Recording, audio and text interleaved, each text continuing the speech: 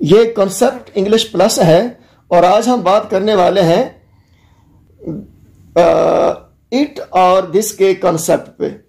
What is difference between it and this, के this और it में क्या अंतर होता है, इस पे बात करेंगे।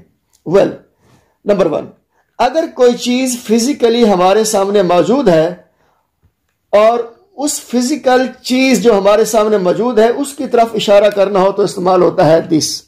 जैसा कि है दिस इज मड हाउस, ये होता है मड हाउस, ये होता है कच्चा घर, ये होता है गारे का घर। तो ये गारे वाला घर हमारे सामने मौजूद है, उसकी तरफ इशारा कर रहे हैं तो इस्तेमाल हो रहा है दिस।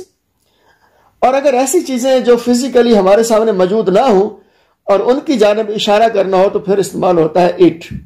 फॉर एग्जाम्पल, 2 लोग खड़े हैं, एक कह रहा है ये लीजिए जनाब आपका ऑफर लेटर, और दूसरा शख्स उसके जवाब में बोलता है इट इज योर स्वीटनेस। तो ये स्वीटनेस की तरफ इशारा हो रहा है, तो स्वीटनेस का फिजिकल वजूद नहीं है, इसलिए स्वीटनेस की तरफ इशारा करने के लिए इस्तेमाल हो रहा है इट। यानी इट और दिस इशारा करने के लिए, इशारे के लिए इस्तेमाल हो रहे हैं। और दूसरा इसमें अंतर यह है कि अगर किसी पर्सन का इंट्रोडक्शन करवाना हो, किसी शख्स का इंट्रोडक्शन करवाना हो तो फिर बोलते हैं दिस। जैसे कि 2 लोग बात कर रहे हैं कि आरजू अच्छी रकासा है या महक मलक अच्छी रकासा है, और इतनी देर में आ जाती है महक मलक, और एक बंदा बोलता है लो या लुक दिस इज महक मलक। तो ये महक मलक एक पर्सन है, एक डांसर है, तो इसलिए दिस इस्तेमाल हुआ है। ही इज महक मलक या शी इज महक मलक इस्तेमाल नहीं किया जाएगा, ये स्ट्रक्चर गलत हो सकता है और दिस वाला स्ट्रक्चर ठीक होगा।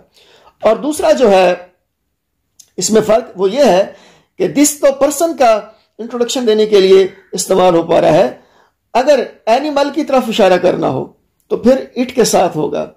एनिमल का इंट्रोडक्शन देना हो या उसकी तरफ इशारा करना हो तो ऐसे स्ट्रक्चर में इट इस्तेमाल होगा, दिस इस्तेमाल नहीं होगा। For example, it is a goat और दूसरा है ही इज अ गोट। तो इन दोनों में अंतर है, फर्क है, कॉन्सेप्ट है। जब बोला जाएगा इट इज अ गोट, इसका मतलब है ये जो बकरा या बकरी है ये जाति नहीं है या इसको जाति तौर पे पाला नहीं गया है। जो बंदा ये बोल रहा है ना इट इज अ गोट, इसका मतलब है ये गोट, ये बकरा या बकरी उस बंदे ने खुद नहीं पाला। और जो ये बोल रहा है कि ही इज माई गॉड, इसका मतलब है ये गोट जो है, या ही इज अ गोट या शी इज अ गोट, इसका मतलब है ये बकरा या बकरी बोलने वाले बंदे ने खुद पाला है। फिर भी कोई सवाल हो कमेंट करें, हमारी हौसला अफजाई के लिए चैनल को सपोर्ट करें, एक दूसरे का ख्याल रखिएगा।